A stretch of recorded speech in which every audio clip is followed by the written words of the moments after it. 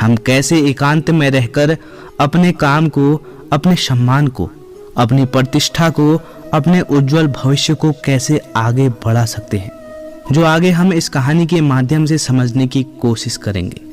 हम अकेले रहने के उन 7 अमूल्य गुणों के बारे में भी जानेंगे, तो आप अंत तक इस वीडियो को जरूर देखें। एक व्यक्ति एक गुरुवर के पास आया और बोला, गुरुदेव मेरे दुख का कारण क्या है।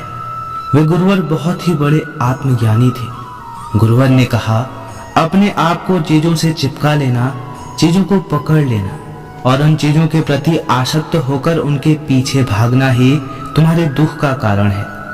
उस व्यक्ति ने गुरुवर का धन्यवाद अदा किया और कहा कि गुरुदेव आपने तो मेरी समस्या का समाधान कर दिया है। उस व्यक्ति ने कहा कि मैं इतने दिनों से अपनी समस्या का समाधान चाहता था, आपका धन्यवाद गुरुदेव।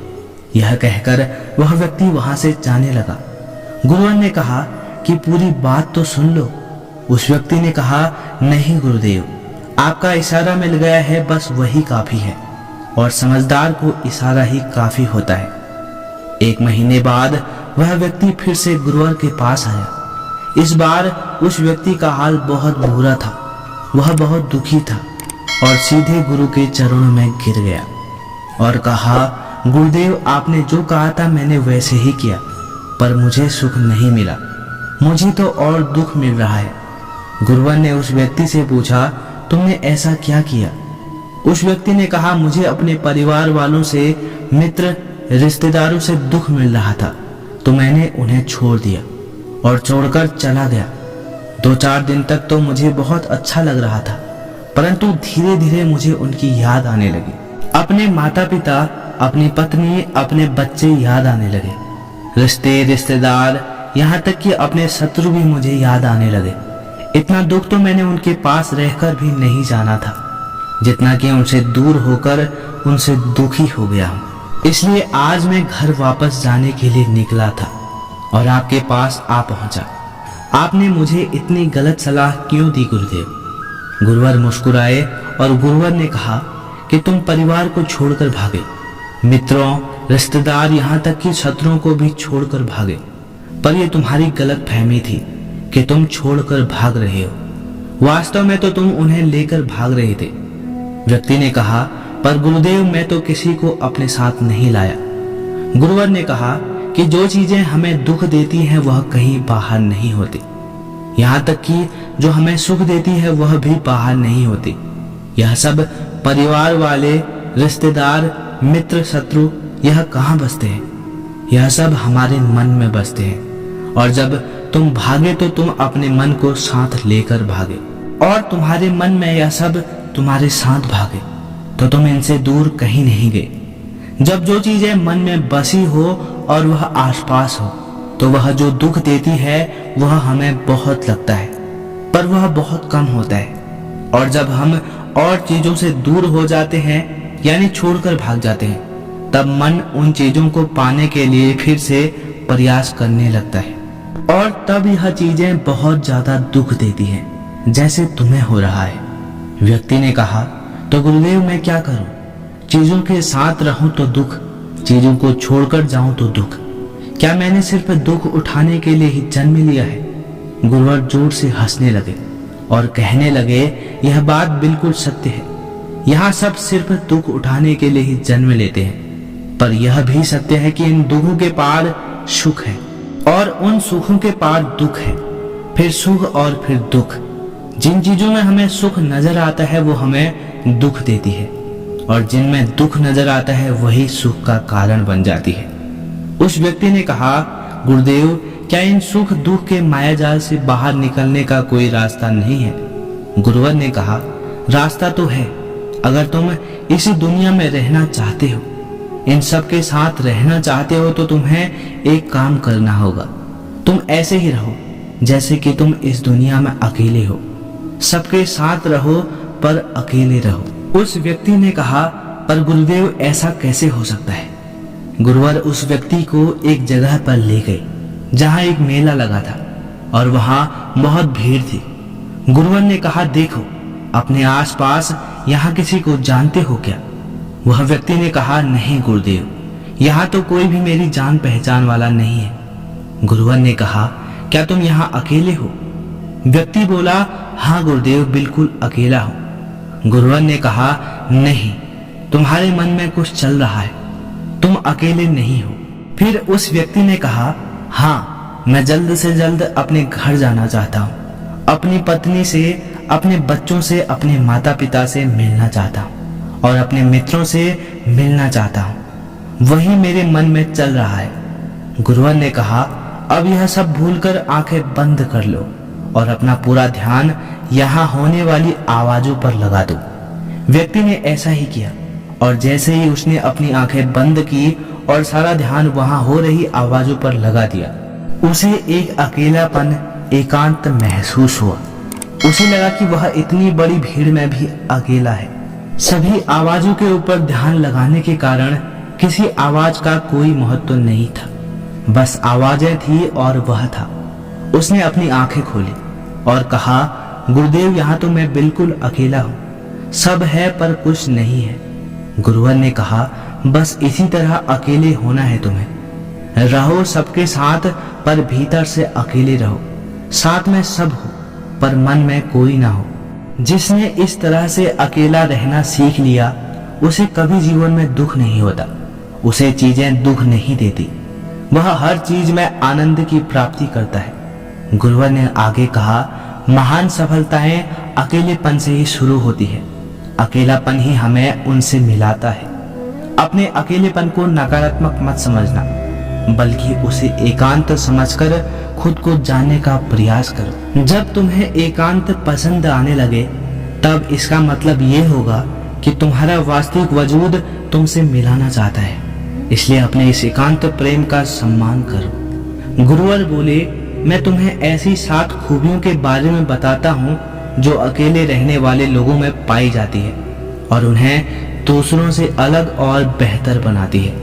गुरुवर ने कहना शुरू किया, पहली खूबी जो एकांत में रहने वाले लोगों में पाई जाती है वो ये है कि ऐसे लोग दूसरों की तुलना में खुद के प्रति ज्यादा जागरूक होते हैं। वो खुद के स्वभाव और आचरण के बारे में ज्यादा गहराई से जानते हैं। ऐसा इसलिए होता है क्योंकि जब हम अकेले होते हैं तो हमें खुद के बारे में सोचने का काफी समय मिल जाता है, जिससे हम खुद के व्यवहार को अच्छे से समझ पाते हैं। एकांत में रहने वाले लोग खुद की कमजोरी और ताकत को भी अच्छे से जान पाते हैं, जिससे वो दूसरे लोगों की तुलना में किसी भी खराब परिस्थिति का सामना ज्यादा अच्छे से कर सकते हैं। गुरुवर ने कहा, अकेले रहने वाले लोगों की दूसरी खूबी यह है कि ये सकारात्मक सोच वाले लोग होते हैं। जब बहुत से लोग हमारे साथ होते हैं तो वहाँ एक दूसरे की तुलना, जलन, घमंड, लालच जैसे कुविचार अपने आप ही मन में आने लगते हैं और फिर इंसान इन विचारों के बस में आकर उल्टे सीधे काम करने लगता है। हालांकि ऐसा नहीं है कि एकांत में रहने वाले लोगों के मन में ये विचार नहीं आते, लेकिन वो क्योंकि अकेले हैं इसलिए दूसरों की तुलना, जलन, घमंड जैसे विचार उनके मन में दूसरों की तुलना में थोड़ा कम आते हैं। साथ ही अकेले रहने की वजह से उन्हें खुद के बारे में सोचने का ज्यादा समय मिल जाता है, जिससे वो अपने नकारात्मक विचारों को पहचान कर उन्हें कम कर सकते हैं, जिसके कारण ऐसे एकांत में रहने वाले लोग ज्यादा सकारात्मक होते हैं। अकेले रहने वाले लोगों की तीसरी खासियत ये होती है कि ये लोग ज्यादा अनुशासित और आत्मनिर्भर होते हैं, क्योंकि अकेले रहने वाले लोगों को अपने ज्यादातर काम खुद से ही करने पड़ते हैं, इसलिए दूसरों की तुलना में ज्यादा आत्मनिर्भर होते हैं। साथ ही ऐसे लोगों को दूसरों का काम भी पसंद नहीं आता।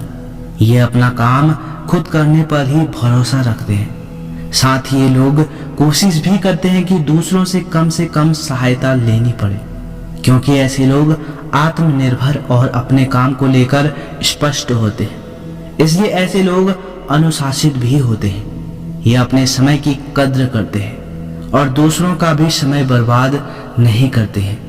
अकेले होने की वजह से ऐसे लोग एक निश्चित दिनचर्या का पालन भी करते हैं, जिससे ये लोग ज्यादा व्यवस्थित होते हैं और ये भी इनके अनुशासित होने का एक कारण है। गुरुवर ने आगे कहा कि अकेले रहने वाले लोगों की चौथी खासियत होती है कि ये लोग किसी भी चीज के बारे में बड़ी ही गहराई से सोच सकते हैं, किसी भी चीज के बारे में बड़ी बारीकी से और गहराई में जाते हैं।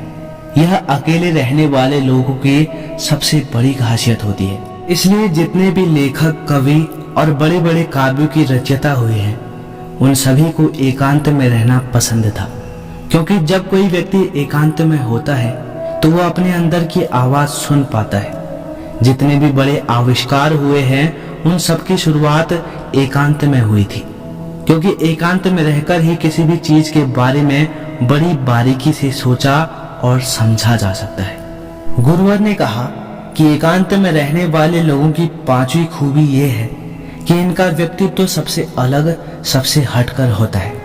और वे लोग जो ज्यादातर दूसरे लोगों के साथ रहते हैं या अकेले रह नहीं पाते, वो कितनी भी कोशिश कर ले, लेकिन जाने अनजाने में ही सही, लेकिन दूसरों के साथ व्यक्तित्व का कुछ हिस्सा उनके अंदर आ ही जाता है। दूसरों की आदतें, दूसरों के विचार उनके अंदर प्रवेश कर ही जाते हैं, जिससे उनके व्यक्तित्व में वो अनूठापन, वो निरालापन नहीं आ पाता। उनका व्यक्तित्व कई सारे लोगों के व्यक्तित्व का मिश्रण होता है। और एकांत में रहने वाले लोग अपना ज्यादातर समय अपने साथ बिताते हैं, इसलिए दूसरों की बातों और विचारों से बहुत ही कम प्रभावित होते हैं। इनके अपने जीवन को जीने के खुद के बनाए नियम और कायदे होते हैं, जिनका ये पालन करते हैं। ये किसी से भी आसानी से प्रभावित नहीं होते, इसलिए ऐसे लोगों की शख्सियत सबसे हटकर और सबसे अलग होती है। इसलिए इनके व्यवहार में एक अलग ही निरालापन होता है, जो किसी दूसरे व्यक्ति को पसंद आ भी सकते हैं और नहीं भी। गुरुवर बोले, छठी खासियत जो एकांत में रहने वाले लोगों में पाई जाती है, अकेले रहने वाले लोगों के दूसरे के साथ रिश्ते गहरे और मजबूत होते हैं। हालांकि अकेले रहने वाले लोग ज्यादा लोगों से अपने संबंध नहीं बनाते, लेकिन ये जितने भी लोगों से संबंध बनाते हैं सच्चे दिल से बनाते हैं। ऐसे लोगों के बहुत ही कम दोस्त होते हैं, लेकिन जितने भी होते हैं ये उनसे अपनी दोस्ती पूरी ईमानदारी से निभाने की कोशिश करते हैं। अक्सर लोगों को यह लगता है कि एकांत में रहने वाले लोग बहुत कम बात करते हैं, लेकिन उनसे पूछिए जिनसे ये दिल से जुड़े होते हैं, उनसे कितनी बातें करते हैं। ऐसे लोग इन्हें अपना मान लेते हैं और वे इनके सामने अपनी पूरी दिल की बात रख देते हैं। अकेले रहने वाले लोग बहुत ही कम लोगों के साथ संबंध तो रखते हैं, लेकिन जरूरत पड़ने पर वो अपनी तरफ से पूरी मदद करने के लिए भी तैयार रहते हैं। इसलिए इनके रिश्ते कम लोगों से तो होते हैं, लेकिन जिनके भी साथ होते हैं बहुत मजबूत होते हैं। सातवीं खासियत ये होती है कि अकेले रहने वाले लोग मानसिक तौर पर और भावनात्मक रूप से बहुत मजबूत होते हैं, क्योंकि उन्हें पता होता है कि अगर आज कोई समस्या उनके ऊपर आ जाती है तो उन्हें अकेले ही उस समस्या से निपटना पड़ेगा। ऐसा बार बार करने से उनके अंदर खुद के प्रति आत्मविश्वास बढ़ जाता है, और आत्मविश्वास व आत्मसम्मान के बढ़ने से वे मानसिक और भावनात्मक तौर पर और मजबूत होते चले जाते हैं। और वे लोग ये मान लेते हैं कि ऐसी कोई समस्या नहीं है जिसे वो अपने दृढ़ और इच्छा शक्ति के दम पर हरा ना सके, और यही एक ऐसी सोच होती है जो दूसरों से उन्हें अलग बनाती है। इतना कहकर गुरुवर चुप हो गए और उस व्यक्ति ने कहा, गुरुदेव आपकी सारी बात ठीक है, लेकिन ये कब कहा जा सकता है कि अकेलापन एक वरदान है? यह सुनकर गुरुवर ने कहा, अकेलापन हमेशा से ही एक वरदान रहा है, अगर हम उस समस्या को पूरी एकात्मता के साथ उपयोग कर पाए। जब हम दुनिया के लोगों के साथ होते हैं तब हम भीड़ का हिस्सा बनते हैं, लेकिन जब हम अकेले होते हैं तब हम खुद के साथ होते हैं। तभी हम अपने समय का सदुपयोग, खुद का आकलन, खुद के शौक, सभी बातों पर अच्छे से ध्यान दे सकते हैं, अपनी कमजोरियों पर भी काबू पा सकते हैं, या ऐसा कह सकते हैं कि सच में अच्छाई की राह और इंसानियत की मंजिल भी पा सकते हैं। उस व्यक्ति को गुरुवर की बात समझ आई और वह गुरु का धन्यवाद कर अपने घर चला जाता है। इससे हम इतना तो समझे कि जिन जिन चीजों को हम पाना चाहते हैं वह तब तक हमें दुख देती है जब तक कि हम उसे पा ना ले, और जब हम उसे पा लेते हैं तब वह फिर से हमें दुख देती है कि वह कहीं हमसे छूट ना जाए, और जब वह हमसे छूट जाती है तब वह फिर से हमें दुख देती है। उसके जाने का दुख जो बहुत गहरा होता है। जीवन भर हम एक चीज को पकड़ते हैं, फिर दूसरी चीज को पकड़ते हैं, फिर तीसरी चीज को पकड़ते हैं और पीछे की चीजों को विदा करते रहते हैं। इसी तरह हम सुख को पकड़ते हुए दुख को पकड़ते चलते हैं। पर जिस व्यक्ति ने अकेला रहना सीख लिया तो वह परिवार में, समाज में सब कुछ करते हुए आनंद की प्राप्ति करते रहते हैं। सारे कार्यों को पूरा करते हुए सुख से जीता है और जीवन को आनंद से व्यतीत करता है। दोस्तों, इस वीडियो में बस इतना ही। आशा करते हैं कि आपको इससे बहुत कुछ सीखने को मिला होगा। मिलते हैं आपको अगली वीडियो में। तब तक के लिए अपना ख्याल रखें। धन्यवाद।